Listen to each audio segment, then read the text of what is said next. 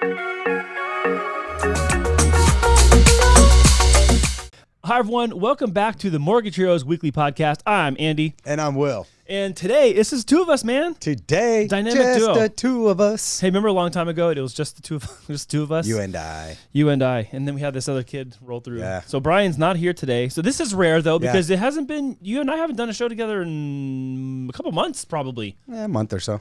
Okay, well, no one go look and check. No fact checking on that. Exactly. We're just gonna get to it today. You doing good today? 3 weeks ago. You doing pretty good, man? I'm always doing good. You're Trying to always do good. you're You have always to. doing good, That's despite right. today's topics that I'm laying on you and everybody else. It's what it is. You know, it's all factual stuff. It's all good stuff that you learn, and you have to, review and just understand what Yeah. the market's going in. It's a crazy market. So look, man, our air date on this is going to be the final end of October. So we only have less than a week left till the election. Election time. And then we're gonna have a whole different type of show based on whoever wins that thing. Then we're gonna start talking about more what that's gonna mean for Wow. housing. But today we kind of have to talk about what things are being said and done, tiptoeing our way to tiptoeing. No. Flat out sprinting towards the November 5th date. So let's go from the top. What do you say? Yeah, let's go. So first thing is housing affordability is a political unifier among swing state voters coming from Housing Wire. Yep. Now, I would almost argue that it's probably more than just swing state voters, because housing affordability kind of doesn't know any politicking to it. No. It's really just math. It's people wanting to buy a house and being pissed that they can't. That they can't. And it's so true. But in previous elections, you never saw that the main topic would be housing affordability. Right. This is a huge topic with the $25,000 that Kamala's trying to pass on through, et cetera. Like all these new bills that are trying to supposedly pass.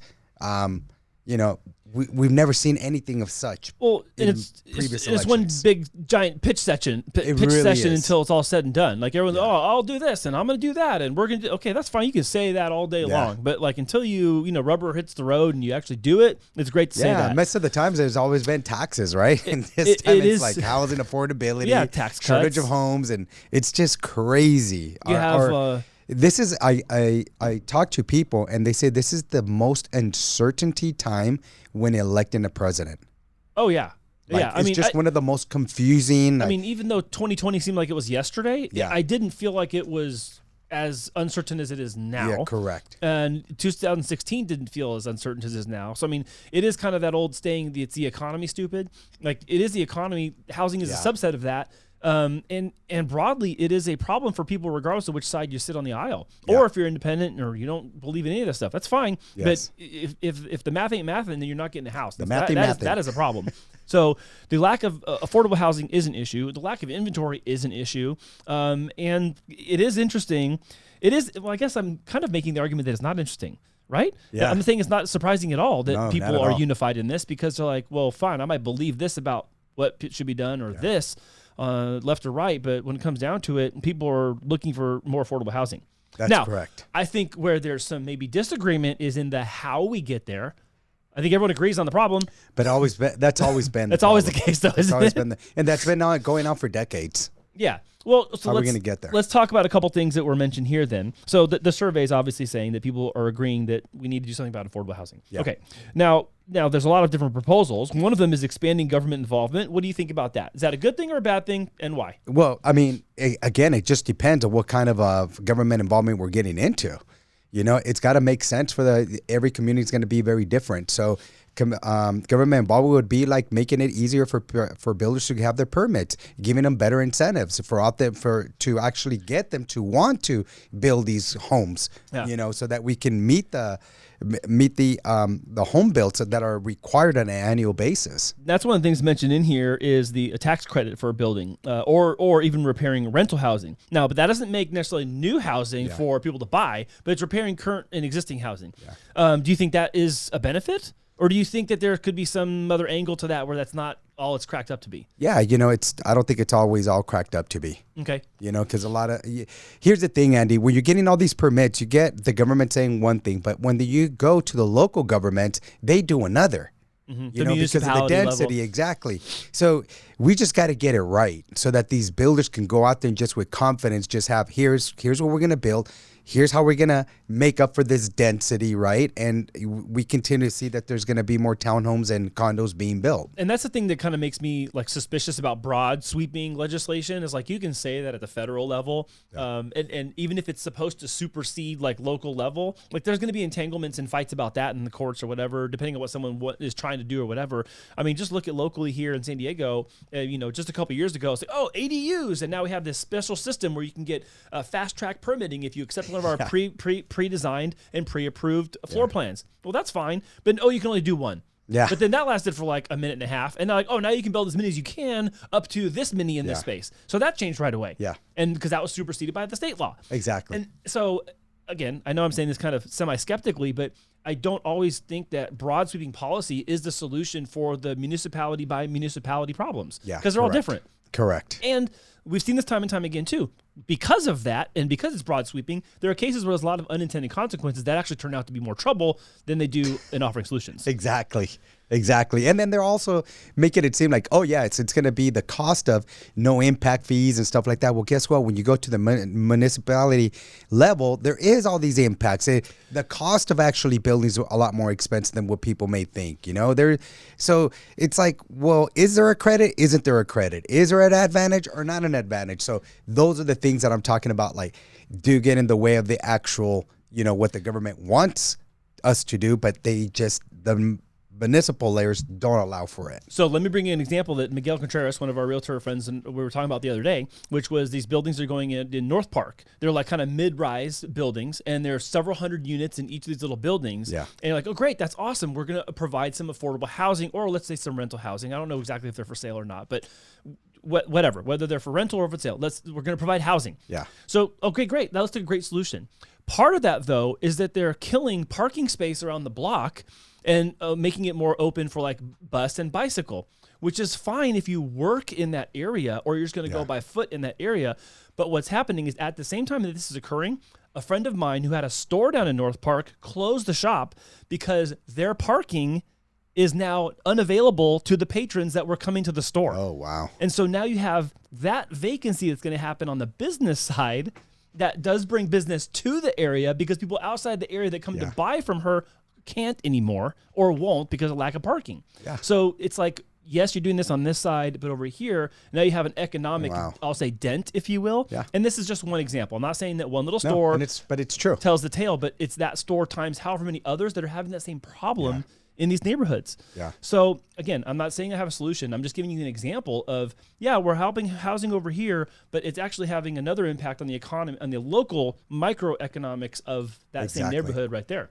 So those are all the challenges you have to face as we move forward with all of this. So I guess my personal, I'm gonna bring another one up because we talked about expanding government involvement a little bit. That may or may not help.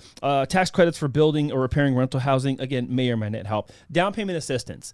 I want to talk about this for a second because you kind of bring it up like they're floating these ideas of we're going to down payment assistance. We'll give you $25,000 or whatever if you're a first time home buyer. Like that's fine, but again, we regionally have to look at that. That may be a lot of money in other places. Yeah. That is not a lot of money here in SoCal, where that's like 3% of that's your closing costs, which is great, but that doesn't help you actually with down payment because that's not 10%. Yeah. That's not 20% of nothing. I mean, listen, I laugh at this, right? Because we do have programs out there. You have your USDA that's 100% financing. You have your VA that's 100% financing. You have down payment assistance programs out there. But everything comes with a caveat. Yeah. There's going to be certain debt to income restrictions. To qualify for that $25,000, there's going to be restrictions. We had that DREAM program that came out. The Dream for All program. The Dream for All here in, with the Cal Hafa here. How that lasted like two days or something like that, right? Like 12 hours. Yeah, it was, what did they come with? 500, 400, 450. Nobody was able to really tell what it was. It was at least 450. And that was gone within like 12, 14 days. Yeah, the money was gone super fast. Exactly. And people didn't care if there was any equity share, if you sold in a certain amount of time or anything of that sort. That's like it hooks in you. Exactly. You got their hand in your deal. Comes with a hook, but there is programs right now that are down payment, so.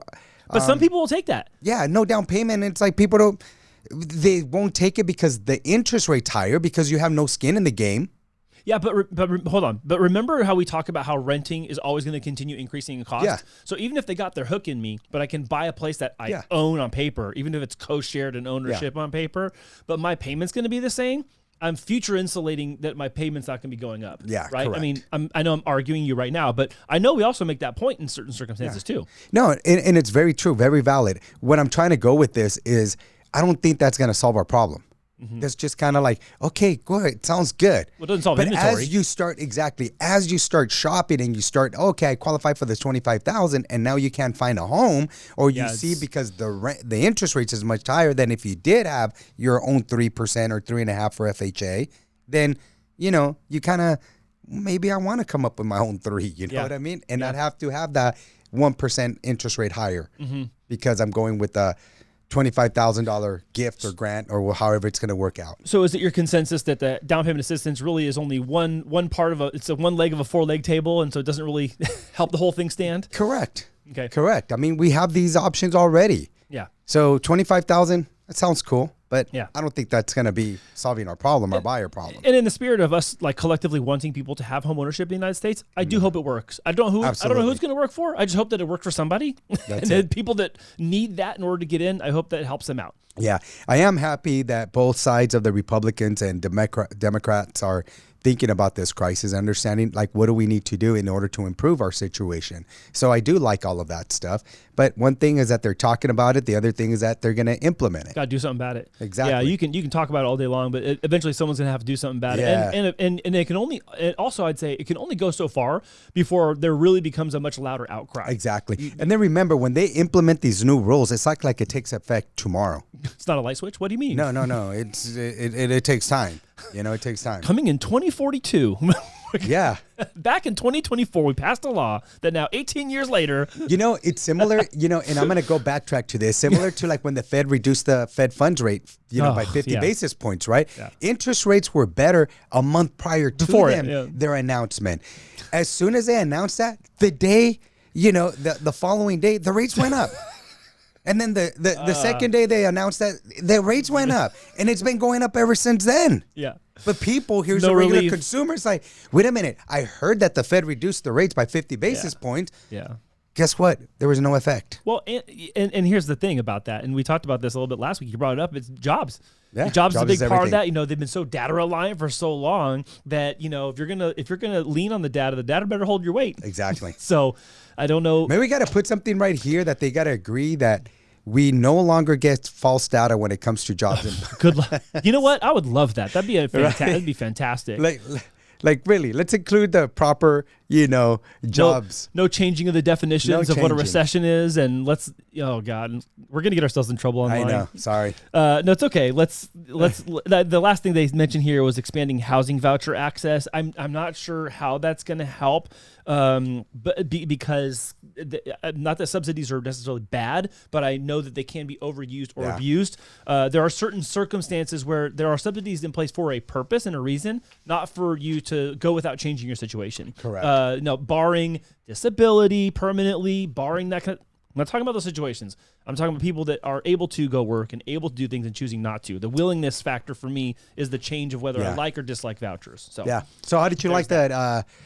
Your Cliff Notes. How do you like that article? What do you think? The Cliff Notes? Yeah. What do you mean? Notes on the last article. The Cliff Note version? Yeah. I am opposed to. I would like the free market to do what the free market does. I think competition in the free market is better for it than government involvement for a variety of reasons. And again, we've been at this for a very long time. Every single time the government tries to do more in our space of mortgage and real estate, two things happen. It gets harder for the real professionals to help the people who want it, and it gets more expensive for the people who get it. It's so true. Am I right or wrong? That's true. So true. Those are the two things that materially happen every single time a new rule, law, change happens. Is it gets harder for us to help people, number one, and number two, it gets more expensive for them to get it. People don't understand, even us now that we are required to have an MLS, it actually costs the consumer more money because now we have this what's called the CFPB that's out there, and it's like, who pays for that? The consumer. Oh, it comes out of the fees. Yeah. It comes out of the fees. It's the consumer. It's like, it's just wild, but fees and tax dollars. Oh, we're protected enough. I'm telling you. Yeah. There's So I like sometimes that. I like that cliff note. There's there's something to be said about not knowing what's going on. I'm totally blanking on the term. Yeah, it's okay. You're good. Have I'm more gonna think. coffee. I'm gonna think of it later. Yeah, have more ignorance coffee. is bliss. There you go. Boom. There you go. Ignorance is bliss. Not sorry, we're not ignorant, but ignorance is bliss. Yeah. All right, next one. Let's go. We have higher mortgage rates keep the market subdued even as more sellers list their homes. Now, this is interesting to me because we've seen it's like one day they say, new listings are down. And then literally the next week, new listings are up. And new listings are down again. Yeah. New listings are up. And they're up year over year, but they're down month over month. And they're down year over year. They're up year over year. It is constantly changing. Yeah, it's constantly changing. Here's what here's my takeaway of laying that foundation is this means to me exactly what we've been saying all year long is we are going to be in conditional circumstances the whole year. Yeah. People are going to have to get creative with their financing. They're going to do cash outs, even though people would go out at large like that doesn't make any sense. It does for them. They're going to have to rely on their house to help them out of a pinch, and people who have to move are going to move. Yeah. So I think it's always going to be circumstantial until the rest of this year, and then we'll see in 2025 whether it becomes more situational versus. Not situational. It's circumstantial and situational now. In 2025, we'll see if it thaws out to become more. I want that, and that's based on the need.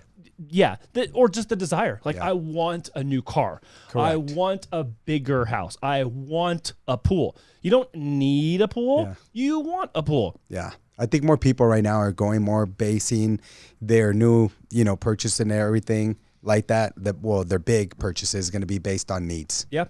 So go ahead. No. So last year we were talking about, I don't know if you remember, but all three of us were on there. We're talking about what do you think the home supply is going to be at the end of the year? Oh, we were way off. Exactly. Okay, I was way off. You were the closest. Yeah.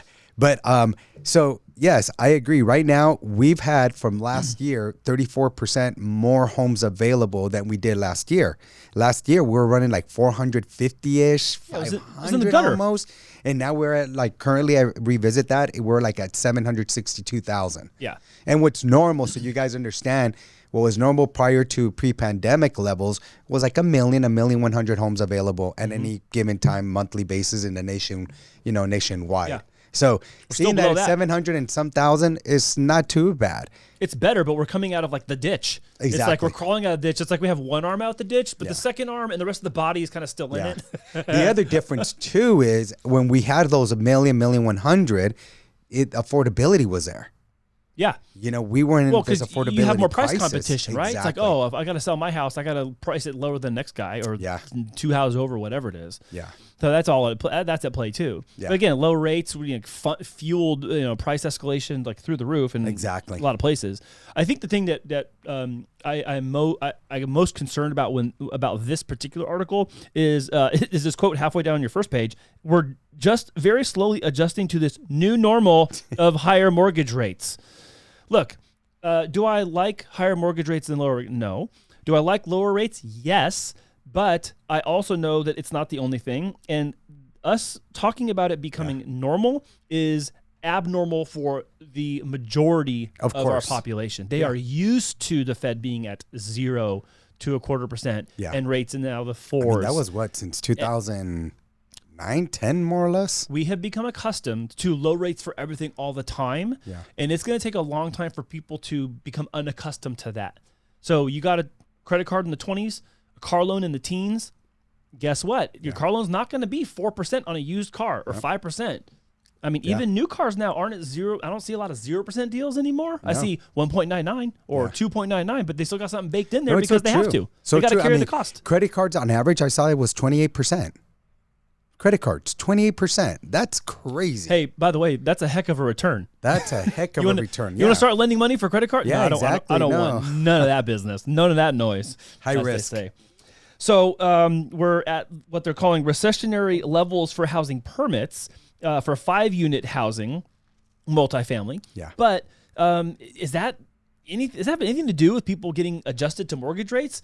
Or do you think that it's just a conflation of the problem of money costs more, material costs more, everything just costs more all the time? What do you think about that? I mean, everything just costs more nowadays. It's costing everything is. It's very expensive out there right now, especially when you're seeing these interest rate. I mean, I was just looking at the graph right here, Andy. It was just in, So So the lunch I brought you today, we used to go to lunch and it would cost us like $15, $16. How much would you think it was today? I'm going to say like $20. It was $25, including tax. Oh, dang. Yeah. That's crazy. Shout out Flameboro or Eastlake. Thank you. Yeah, that is crazy. I went to go take this weekend. No, it was last week. I took my mama to a torta again, Oh, yeah. Good. Torta. Mm-hmm. So we had torta and we had this cucumber juice. Really good. Medium size. And Tanya wanted these large strawberries and cream. So we got that, $49. Whoa. Yeah. Hey, you know what? I like your barometer, though. I like our food barometer for whether things are more expensive or less. Yeah, because before, these things were like $6. Like, Andy what's Memo's, going on? Andy Memo's food chart. Yeah. So he's coffee, Yeah. coffee, flame broiler, tortas. It's unreal. Street tacos. But yeah, I see this in September. We're in the low fives, mid fives, on government loans. And here we are today. We're back in the six and a half. Yeah. So crazy. Yeah, and I know that we're seeing that as far as volume of, in the office, because back in August when rates took a nosedive, we had a lot of deals. Yeah. And they happened really quickly. Specifically, people with VA loans who were able to do a VA IRRRL. Correct. So people who bought in 22, bought in 2023, and they were able to reduce their interest rate through that streamline process. That was really good. I don't know how many people are hanging out that haven't done that still. If you did not, then you need to take a second look. Sorry, brief commercial. But if you haven't, take a second look. Yeah. I think that was a good majority of it. Yeah. But also, I know we had a lot of cash outs happening too. And again, situations sometimes supersede the preference financially. Absolutely. And if you are in a bind, and even though the mortgage rates look the way they are, if you got to get out of trouble on your personal spending debt side, the house might not be even a bind, just coming a to your place rescue. just have a breather. We keep mentioning $150,000 how we paid. This guy saves $3,000 a month after everything's said and done. It's crazy. So what do you think is going to bring more sellers to the market, though? What's going to put more houses on the market? It's going to be, for me, it's the lower interest rates, because if they sell, they're going to get in the higher interest rate already. Mm-hmm. So their payment's going to be higher than what they're currently paying. Yeah. The rate's got to be, conform to what they're used to paying. Mm-hmm. If I sell my home and I put this large deposit and my rate's still like 6.5%, 7%, the numbers don't make sense. It doesn't jive. Yeah. Okay. The math ain't mathing. Yeah, the math ain't mathing. So you think rates are going to drive more listings? Absolutely. The good thing is we have been seeing a steady increase of listings, this year in comparison to last year. I believe they had it here. It was like 11% more this year than last year is what it was. And I do agree with that. I think, and here's the other thing. We've been seeing more listings this year than last year, and we haven't seen a decline in prices. Right. Right. What we have seen is that people have price reductions. That doesn't mean that their house, dropped in price. What people are, they're listing their home based on when the market was crazy. Hey, my neighbor sold for that, so let me put it for that. But this market is not allowing for that. I'm really glad you said that. There is a nuance there that I think maybe we even don't explain well sometimes. So let me give 30 seconds to explain it. So when you list a house for more than it's going to appraise for, you're still overlisting it. But if you do a price reduction, that gets counted in the price reduction numbers. So, 40% of homes had a price reduction in Q3. Well, if you overpriced it and then you had to reduce the price based on the appraisal to the correct value, that's still being counted, that number that's going over here, maybe like scaring you. Yeah. When the truth is the appraised value is the appraised value. Absolutely. So if you're getting a loan, you're going to get an appraisal. Yeah. I know some people waive the appraisal if they're going to pay cash for a house, but look, whatever. That's a different scenario. That though. I know.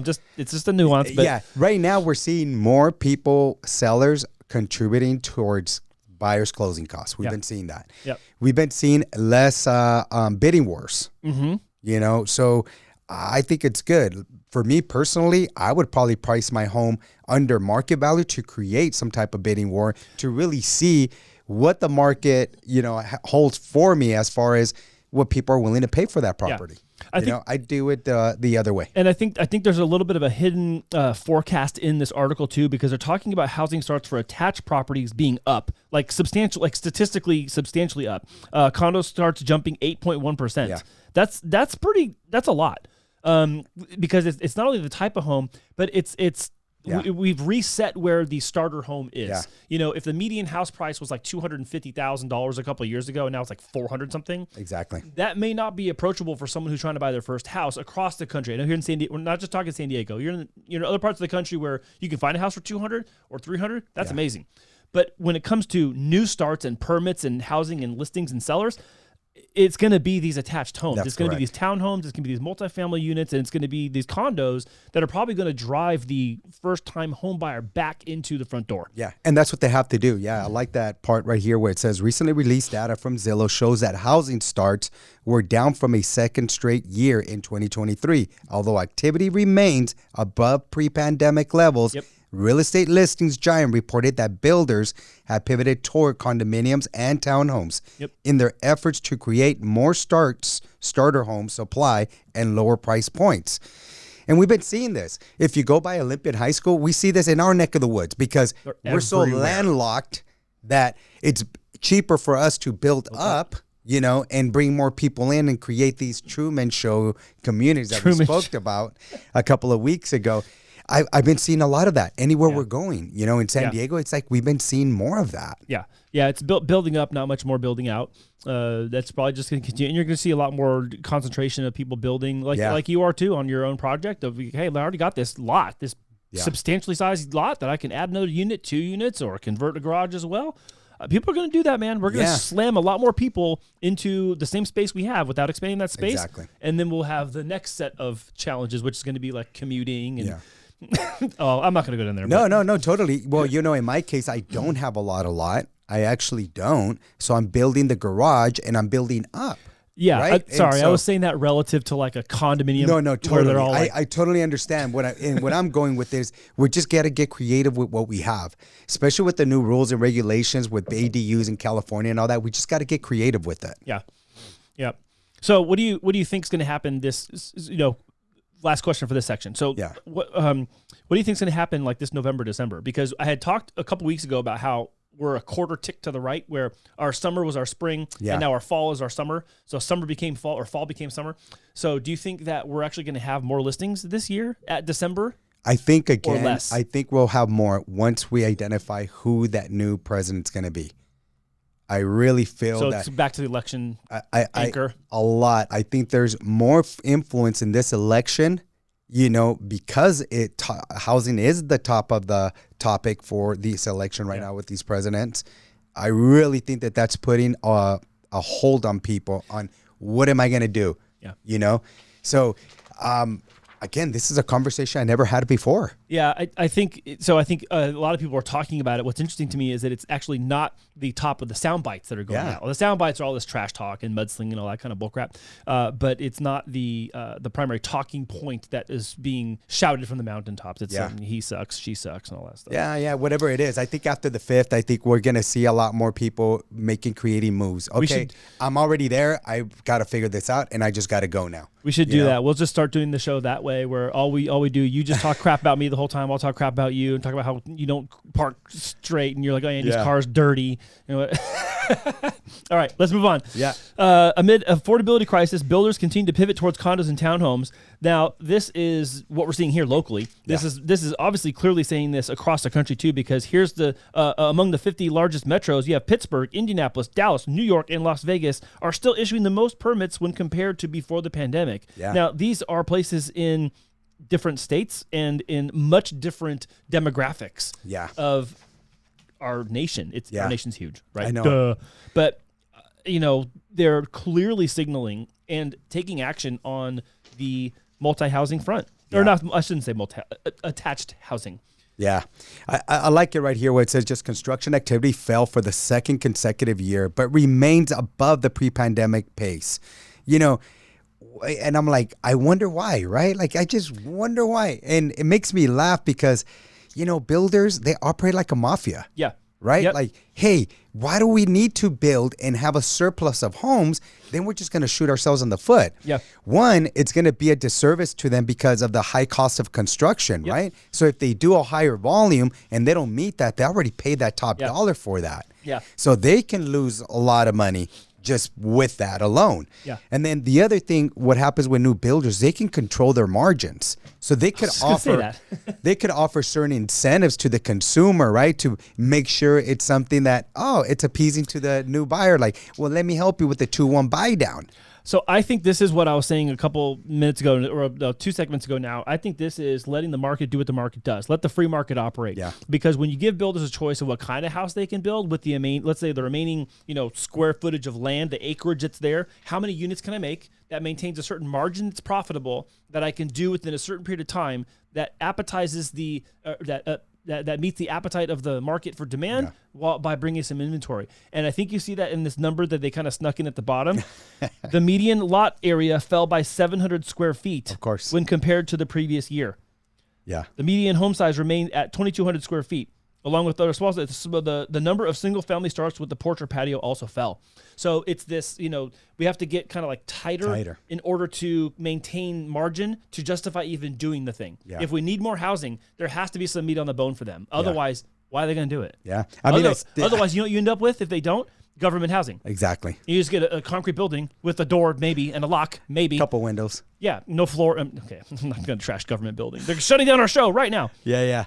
No, but I do see that 2,200 square feet. I mean, Andy, when I bought my first home, it was 1,600. It was 1,606. Yeah, square I think feet. mine was 1,559 or something. Right, and it was like a 3-bedroom, 3-bath. And with the option of 1 downstairs because he didn't have the closet, which I'm like, I'll make it another bedroom. So it was really like a 4-bedroom, right? Whack down a wall. Yeah, that's a room. You didn't have to. It was right there. It was just the inlet for the closet door. I just had to do is put a closet door. It's considered a bedroom, and then put a door walking in. I think I did do that. I don't remember, but oh my gosh. But anyhow, Harry Potter this thing. Like, yeah, you're sleeping under the stairs.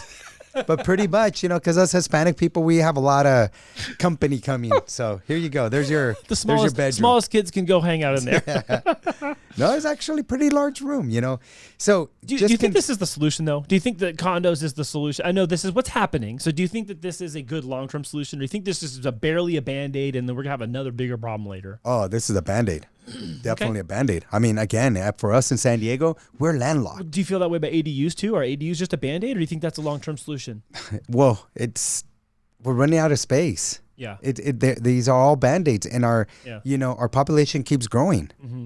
I'm not trying to corner you. No, I know you're not, but these are facts, right? Our population keeps growing. Yeah. Here in the U.S., we don't limit how many kids you have.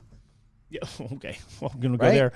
Right. And if you go like China, where their population's over 1 billion people, guess what they're 1 billion a lot of? I think they did away with. I don't know if they did. Someone's gonna fact check this. I think they did away with the 1-child policy a long time ago. But but I know what you're referring to. Because you're having a lot of issues with the younger generation now for filling in the gap of that. So there's huge issues over there. Yeah. And so. Yeah, but I mean, all you see over there, everything's high rise. They just got to keep building because the population just continues to grow. So, okay, so what I'm hearing you say is it's just a Band-Aid. It's not a long-term solution. But why? What would make you say it's a long-term solution? Because if it's permanent housing, then what would then constitute?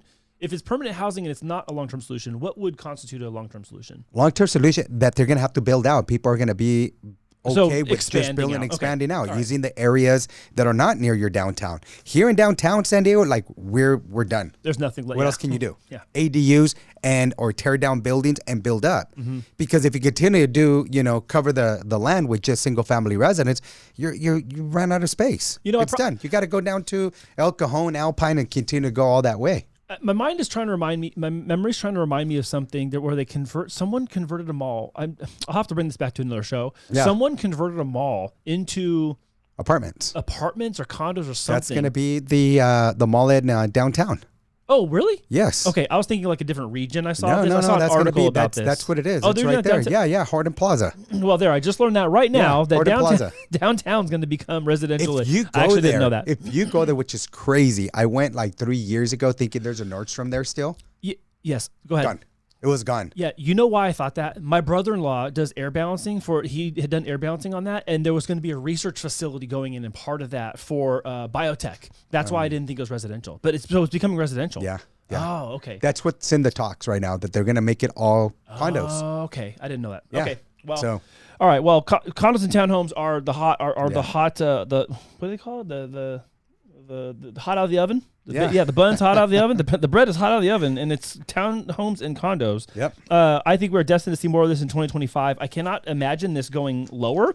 You see areas. I mean, San Diego is listed on this because we've had more in 2024 than we did in 23, and even though it's slower than we did in 2022, I mean, we have a substantial amount of increase of permits for townhomes and condos. Yeah. And this is echoed in all these other major cities. All the charts show this as well, where you just see, job creation is connected to that with the permits ratio.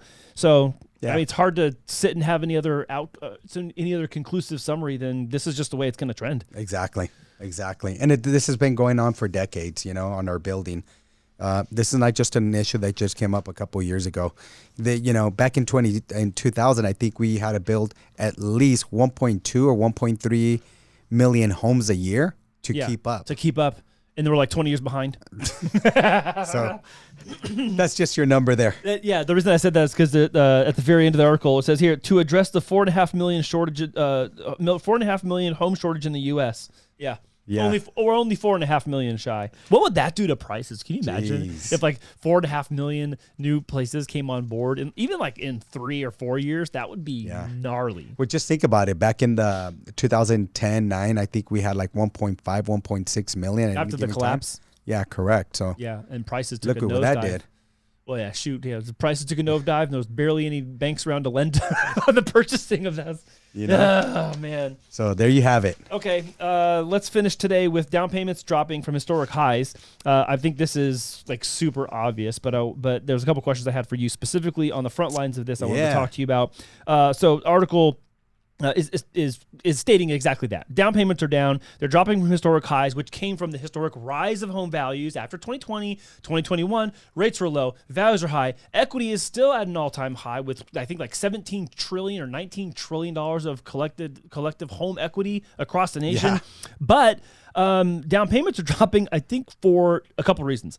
It's not because of the equity. It's because people are putting less down on purpose because they're trying to hold some money back for the unknown. I think it's a behavioral, psychological thing that's driving this, not just the price of the house. Yeah, and the article also mentions, that sellers are more prone to help buyers, So we're not having these high bidding wars anymore and stuff like that. So that also helps, which is good. And that's just because we also have more supply of homes. We also have more buyers in the fence, and not a lot of people can afford. And so the ones that can afford, they're just being a little pickier on what they get and what they're able and capable of buying. Well, it's one of the things I was going to ask you is like, what are you hearing from people when they're saying, I'm going to put, instead of putting 30% down, I'm going to put 20, or instead of 20, I'm going to do 10, even though they might have the cash. What are some of the reasons you're hearing, or some of the reasons you're perceiving? Some people are just they have a tight budget, and that's what fits their budget.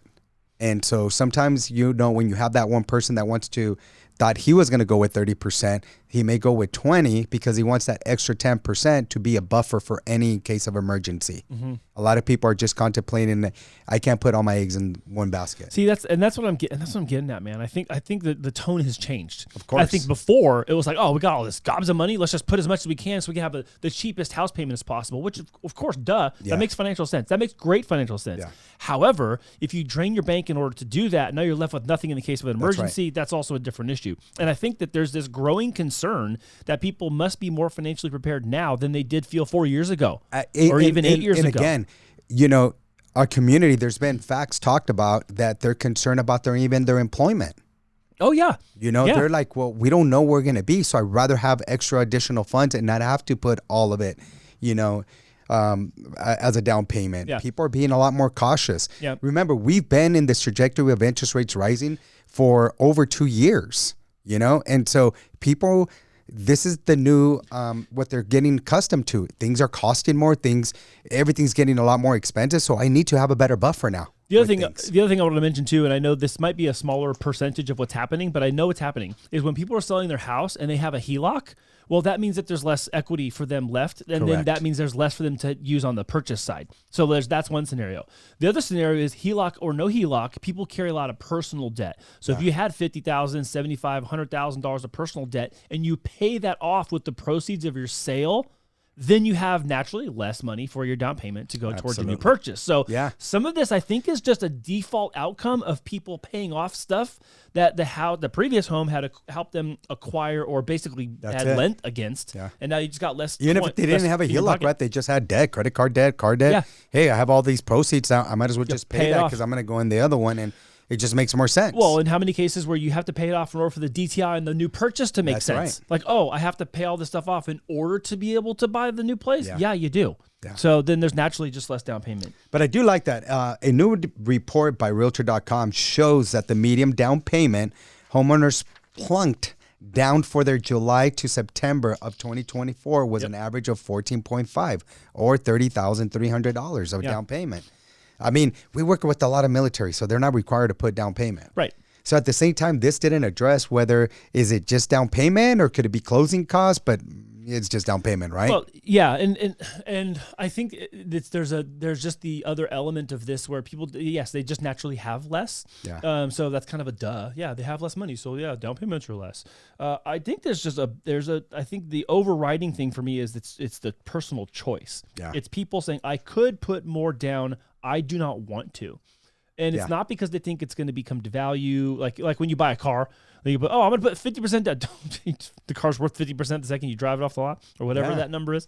That's not the case here with housing, but I know that's in people's heads because I've been having these conversations with even realtors, and they're saying like, hey, people just don't want to put as much money on the line anymore because to them, to them, the house is now going to do some work for them. Correct. So if the house has another attached unit or the house has a place to pay aid you in the back, guess what? I'll take the higher payment that I can qualify for because it's going to be offset by income coming in. Exactly. So I can hold some cash back, get some income coming through the front door, offset the higher mortgage payment that I have. Go from there. Done and done. Yeah. And here, it goes, so why are down payments dropping? Fewer home buyers are out there, which gives those who do brave today's market, I like that, more leverage, according to Realtor.com senior economic search analyst Hannah Jones. There's just some that they're the ones that can brave this. They're going to negotiate that. Yeah. I don't. I'm not going to go in there what the seller wants. There's another property that I can go out there and negotiate better terms. Yeah. Well, we've seen it. And that's another thing that we have been seeing is we've been seeing buyers get into escrow and they're still searching, right? Because with the realtor puts their search criteria, they still keep looking and they're like, well, hey, Andy, I like this home, but I'm not truly in love with it. I do see this other one I can see myself there. It's got a bigger yard or it's got one additional bedroom. That cost is about $5,000 difference. Let's go try it over here. Yeah. I mean, already in escrow.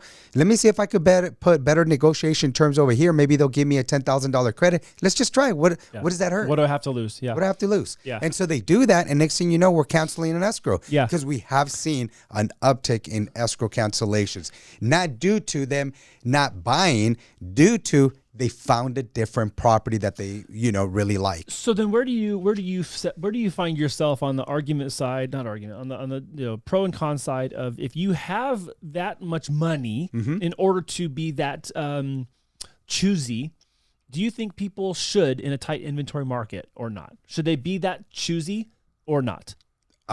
If you can, why not? Yeah, I'm not saying you should or shouldn't. I just want to know. I think so. I would advise a person, this is going to be the biggest investment that you're going to make in your life. Yeah. You might as well make it and be sure that this is going to be the one. The one you want, yeah. The one that you want, right? And is this going to be the one that you want to put that much money down also? And so when we check all their financials, we see if they put money in the stock market or in their Bitcoin, whatever it may be. And we're trying to guide them. And I'd say like, do you really need to put 30% down or 40% down? You can go and put 10% down. This is what your payment. And the difference, I see that you're making 18, 20, 25% return on your investment. Yeah. You may want to put it there. So those are a lot of things that happen to, in different cases with different clients. Yeah.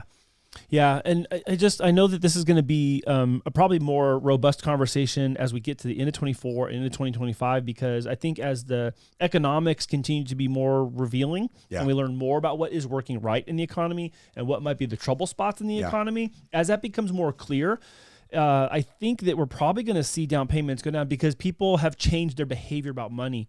I know that it used to be like, you put as much down as you can to have the lowest payment as possible. Well, that's not true for VA. When you're doing 0% down, 100% financing, because your BAH is covering the whole payment. So that's just not true at all in that situation. And they talked about that here too. Texas and Virginia being one of those, because it's a big military market. Yes. With the, where the less down payment came from, 2 of those states. San Diego, you got Hawaii. There's places in. But Hawaii was one of the most expensive. I know.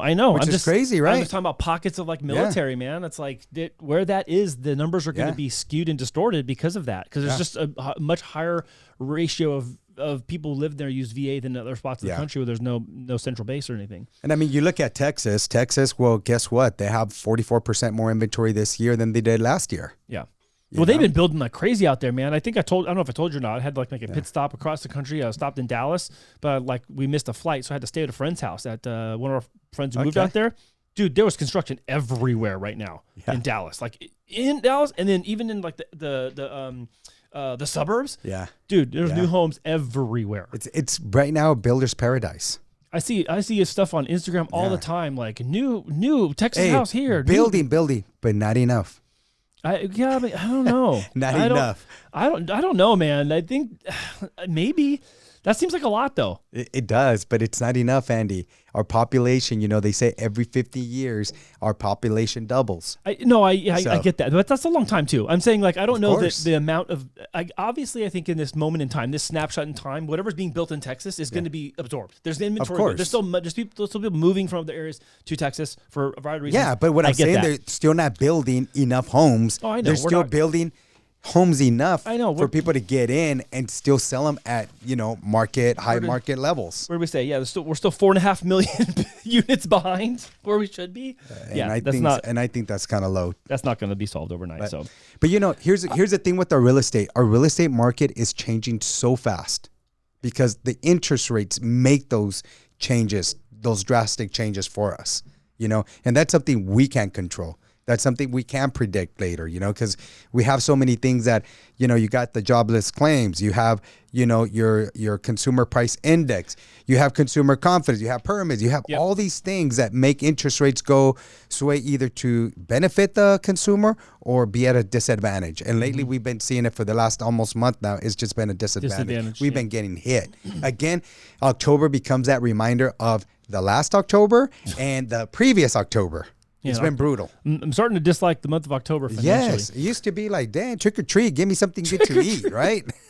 Now it's like, trick or treat, God. You ain't giving me anything but just bad news. Well, my final thought on this part of the article is that, even though down payments have started to like decrease, they're also still historically high when compared to historical averages over the course of time. Yeah. And it's just because of the housing prices. Yeah. They're just so much higher now than they were 4 years ago that, it does just make sense that even though they're declining, they're getting a little bit lower, they're still at an elevated rate or elevated price to elevated number to where they were just a few short years ago. That is unlikely to change, and here's why I'm mentioning it.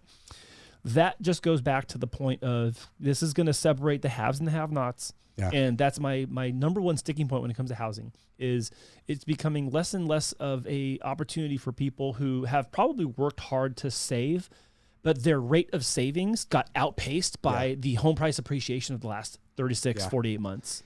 It's very true. And I'm going to go and I'm going to actually rebut it because earlier you asked, like, what's going to solve our crisis? Well, the cool thing about that, which is pretty crazy, is we're seeing Amazon build their own inbox houses. Okay, I saw that. Right? Okay. And then I didn't know you were going to bring that up. We could have like talked about this whole thing. Because that's pretty crazy too. Then you have Walmart. You have Home Depot. Right? And so like Walmart is doing one like $16,000. It's a 19 by 20 one bedroom. People who have land, like let's just say I don't want to build an ADU, but I'm looking at, hey, I want to just subsidize my mortgage payment because I have a huge, I'll put a $16,000 there. Just make sure that you're getting your permits with the city and it's all good.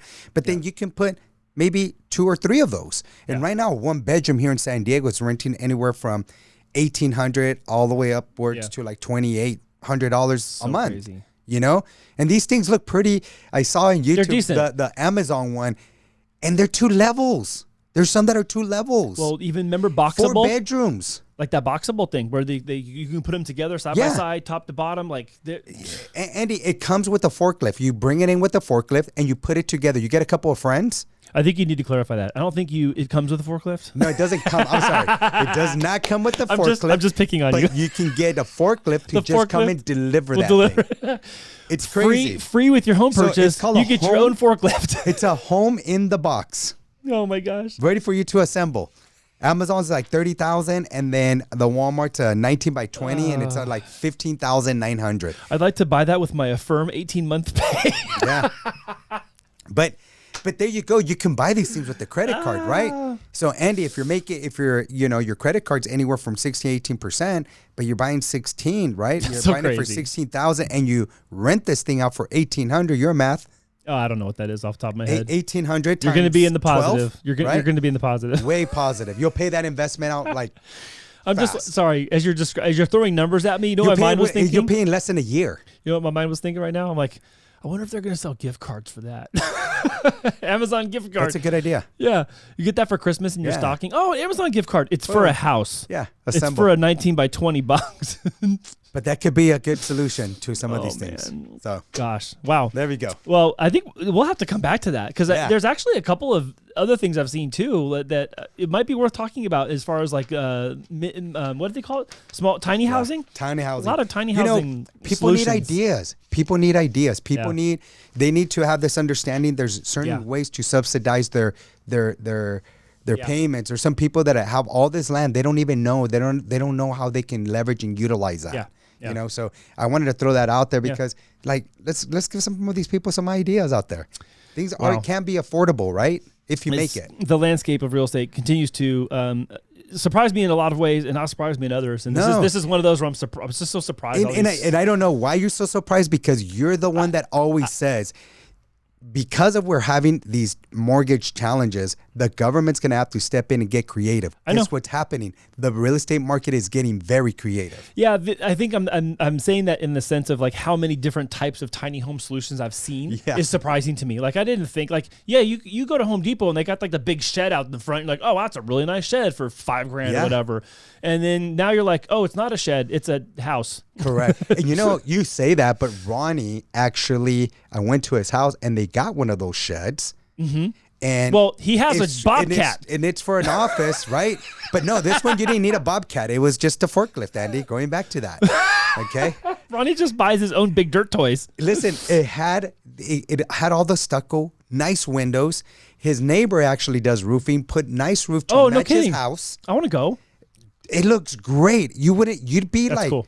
Like, are you sure this is a shed? Awesome. This was a shed. It doesn't look like it's a shed. It looks like a freaking nice, really nice office. It's super crazy. Cool, and then you go to the side, and then that's where the shed. It looks like a shed, you know, but he made it like a workman area right there. That's workshop. crazy. It That's looks, super cool. I might take a video and show you. I can't wait to see it. There you go. Like how he said, I said, I want to go see it. And he goes, I'll take a video. I won't take you. I'll take a video. He's all the way up at Oceanside. So, well, you don't mind driving that far. Yeah. All right. What was your favorite part of the show today? My favorite part of the show was just finally seeing the Republican and Democrats agree to something.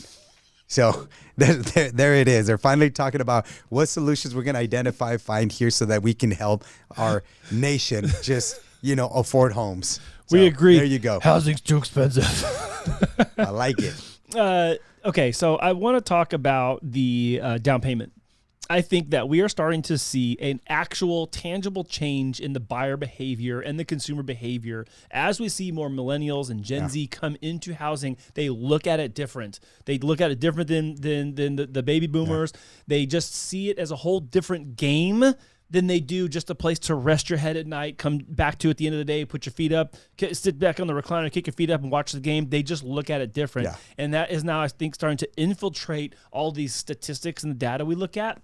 I think the down payment is part of that. And I think the down payment thing is also part of just the financial strain people find themselves in despite having lots of equity. Yeah. So that to me is indicative of other things going on that maybe we're just not talking about in depth here because it's maybe too nerdy for this. But yeah, economically, I think it's a reflection of some other things happening. So yeah, of course. Yeah. It always is. Thank you. That was entertaining doing a duo show today, Memo. Thank you. I appreciate it. Know. What's that? I do know. I do know, yeah. Well, thank you. And for all those of you who are watching and you watch us every week, thank you so much for tuning in. If you're new to our channel or our show, please make sure to like the page, of course, follow us, turn on our notifications, hit the like button, and share this with someone you know, like, and trust to help them win in mortgage and real estate. And we only have a couple more months of the year. I can't believe that. And then we're going to look a little different in 2025. We already made some internal changes now, being part of the eMortgage Capital Group, where we now can do basically nationwide lending, barring only a few states. But 46 states right now. More cool stuff coming up. We got Memo's project we're going to start showing you guys online as well. His ADU project we've been talking about and referring to here on the show a lot. We got some content for that. Thank you for filming all that. I'll be editing that and showing all you guys that pretty soon. Yeah. And then we got another couple tricks up our sleeve for the new year. So everything we do is like we want to be in the trenches with you. So we want to be a solution. We want to be like that leaning shoulder that you guys can cry on or just ask. Yeah. Right? Because a lot of times we feel alone. So why not just share what we're doing and inspire others to want to do the same? Yeah. And, you know, if a person like me can do it, I'm telling you. You got to stop saying that about yourself, can do man. it. No, but it's true, Andy. It's about being available and being reliable. That's right. And you're both. So that's right. I appreciate you're that. You're fantastic. So there you go. Thank you for a great show. Thank you all for watching. Yes, thank you. And we'll see you again next week. See ya.